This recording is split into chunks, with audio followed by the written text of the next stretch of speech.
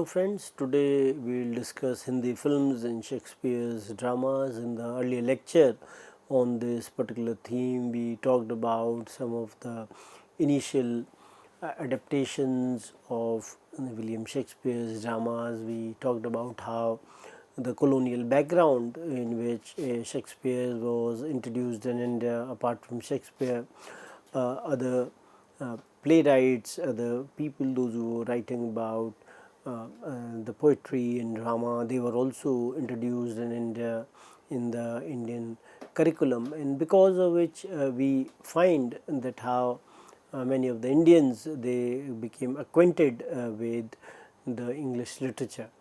And in that framework, we find that how Shakespeare's dramas, they became popular in India, and how they were in a way indigenized.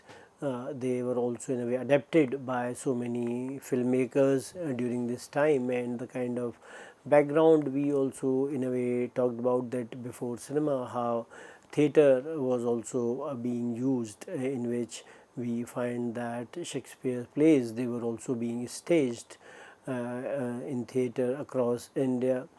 And we find that many of the themes which were also being borrowed from Shakespeare, and many in that context, one of the most popular one was the story of the drama of the Romeo and Juliet, and how Indian filmmakers time and again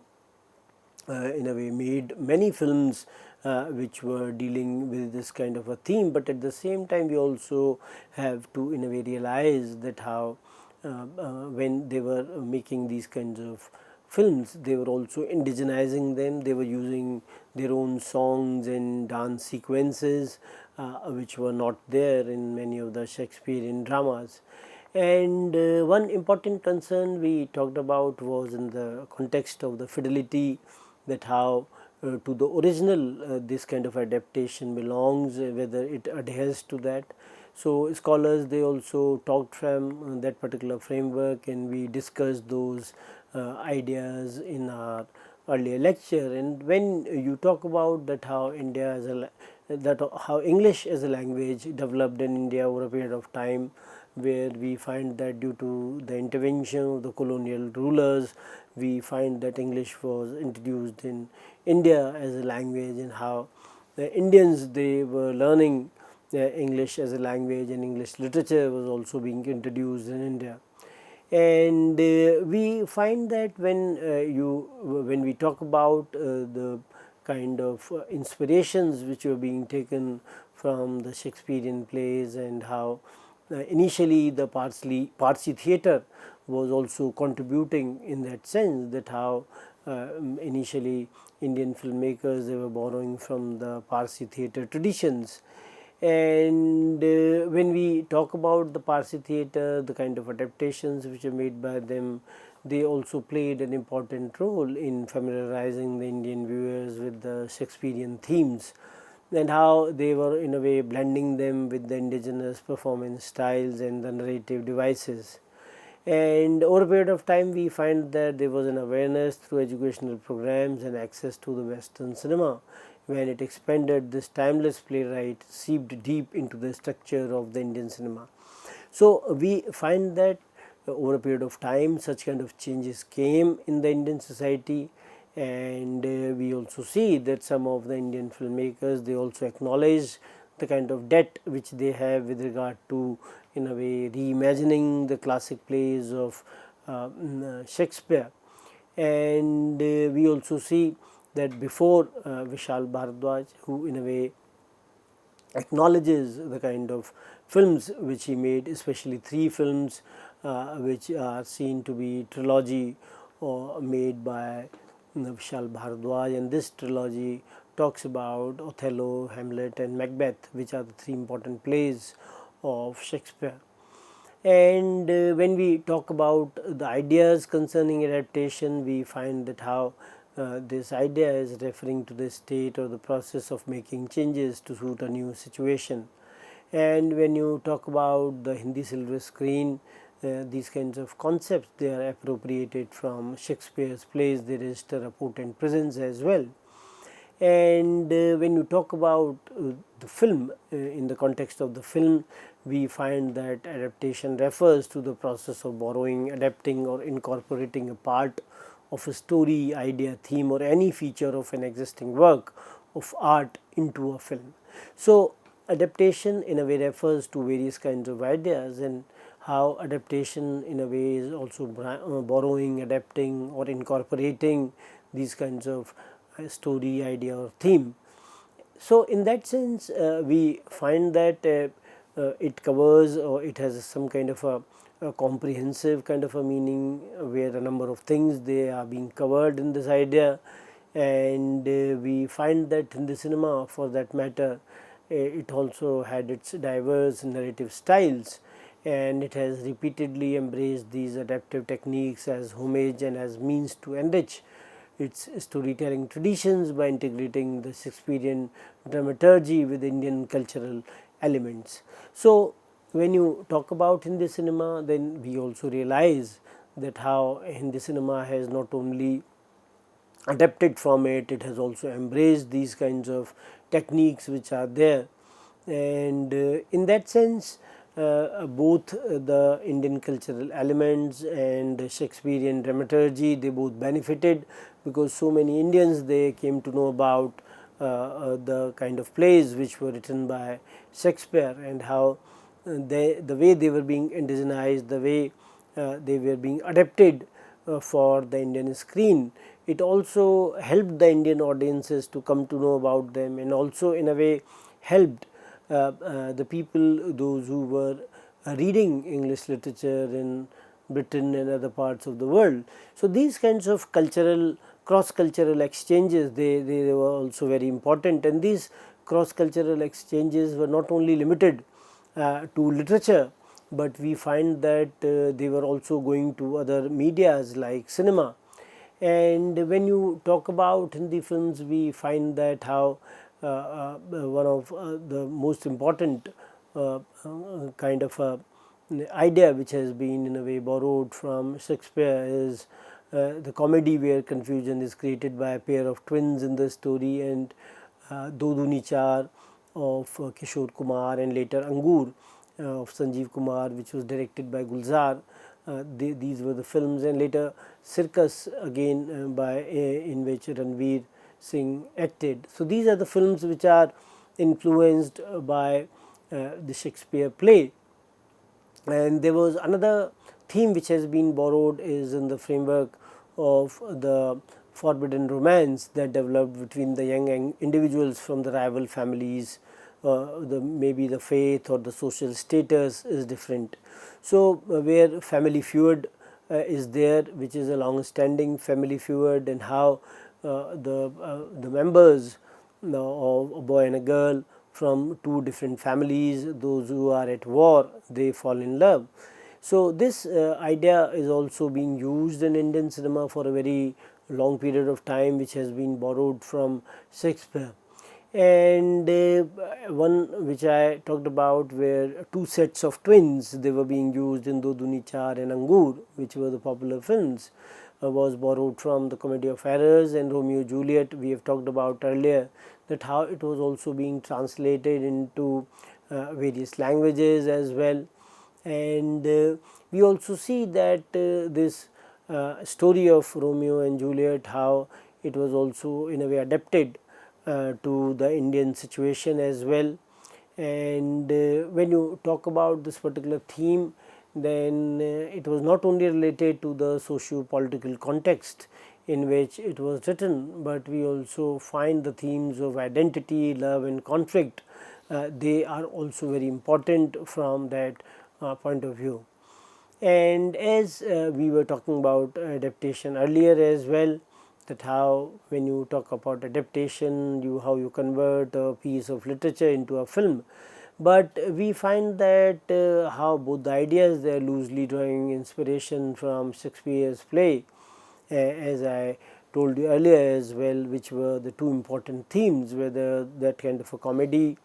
and the Comedy of Errors in that context, or Romeo and Juliet, the story of some kind of forbidden love. And when you when you talk about Shakespearean play adaptations, that how they have been there in Indian cinema for quite some time, and they were not there during, not only during the silent period, but in the later period as well. And we find that, as I told you initially as well, that how the role of Vishal Bharadwaj in the later times has been important, and how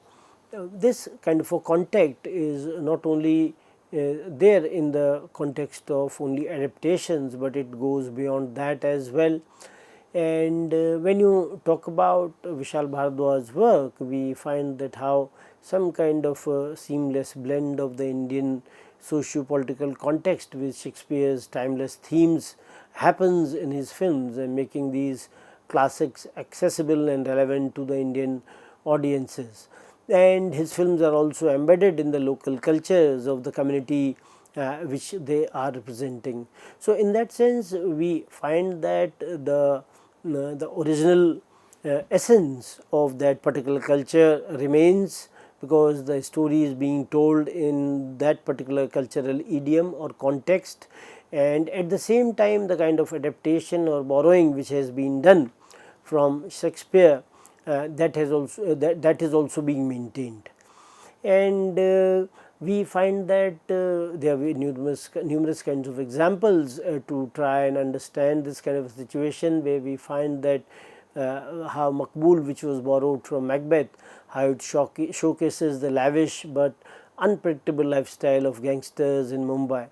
And on the other hand, when you talk about Onkara, how it is depicting the prevalent casteism in the Indian society,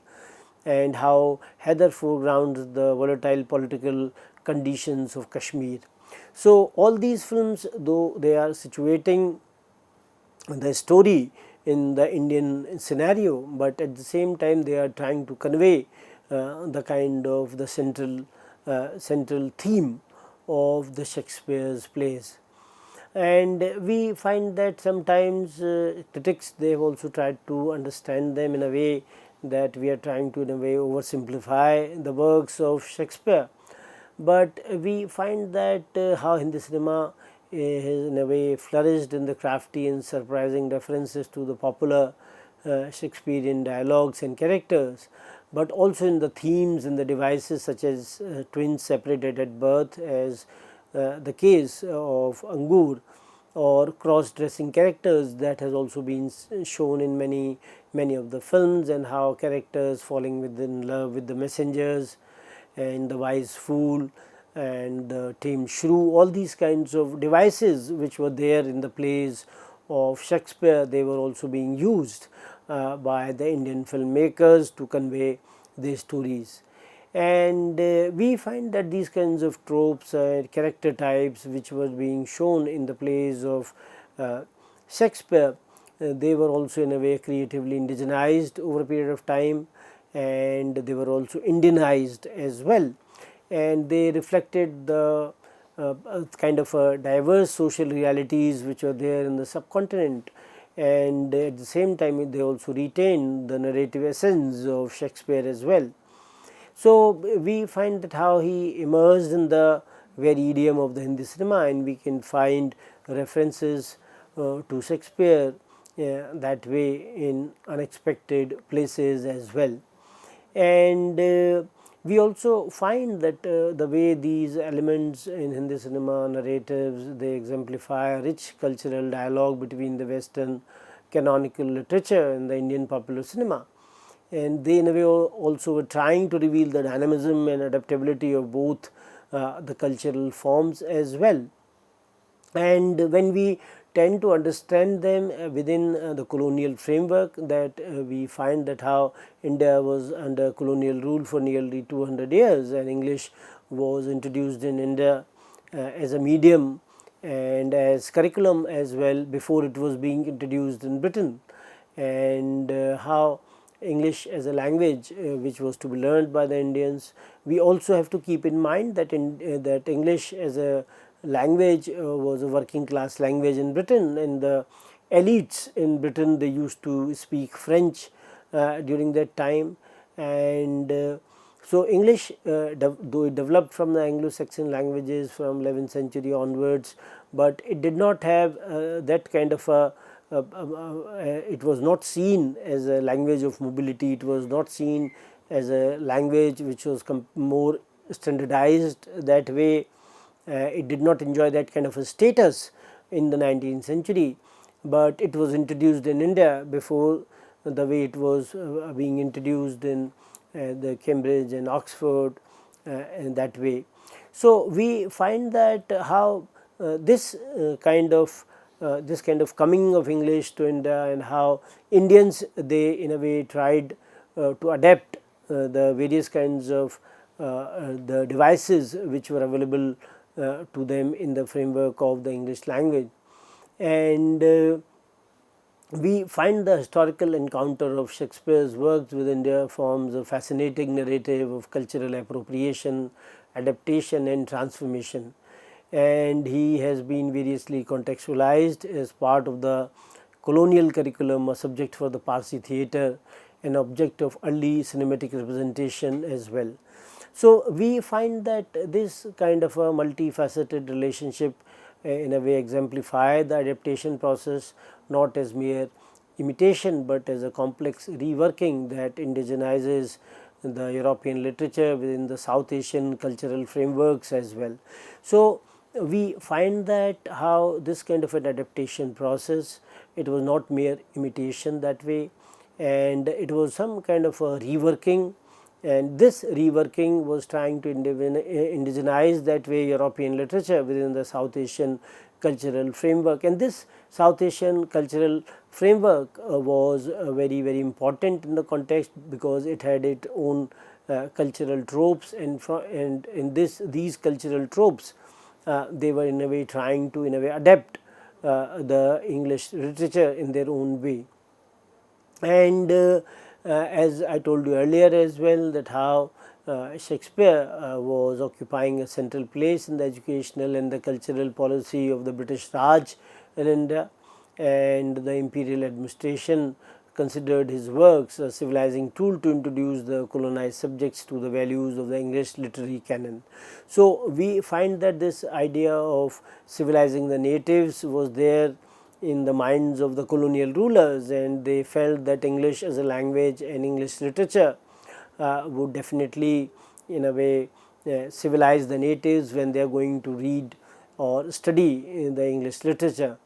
And we find that this multifaceted relationship in a way exemplifies the adaptation process not as mere imitation, but as a complex reworking in that sense. And we in a way also tend to realize that how the Europeans, they were trying to in a way civilize the natives, and this idea of civilizing the natives was in a way not only to Indians, but also to all the Asians and the Africans which were colonized by the rulers from Britain, France and other colonizing countries.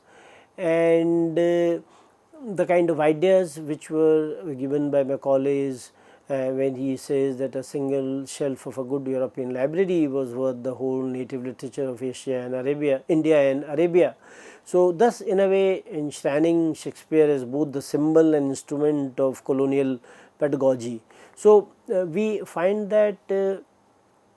colonial rulers, they were also trying to in a way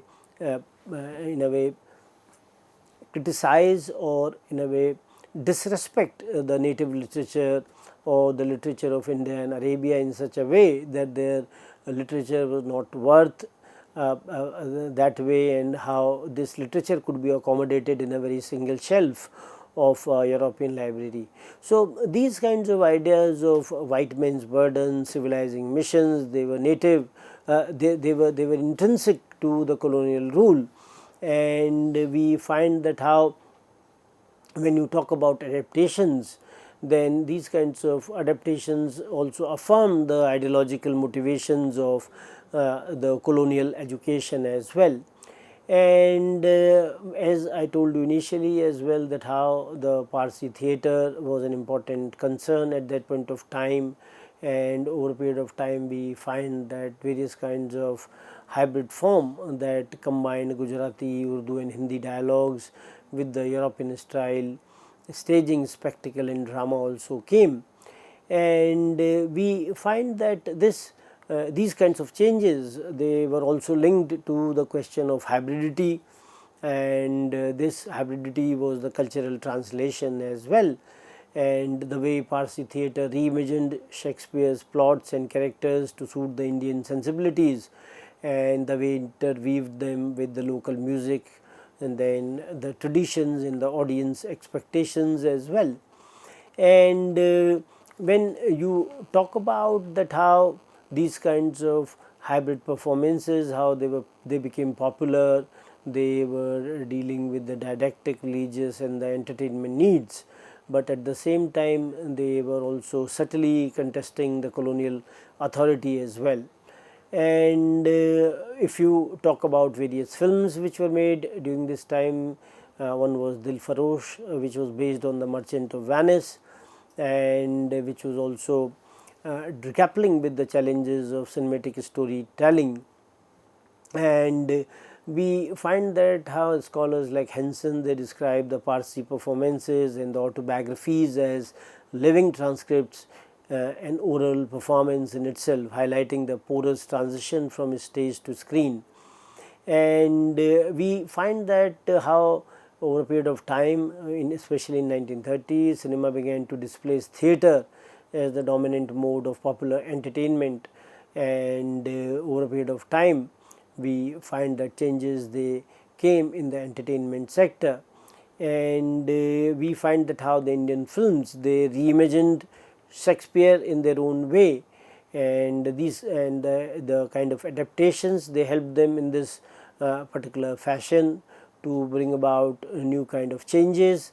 And we also see how the European narratives, they were reshaped to resonate with the Indian socio-political and cultural aspirations, where we find that how Shakespeare was turned into a pliable resource rather than colonial imposition.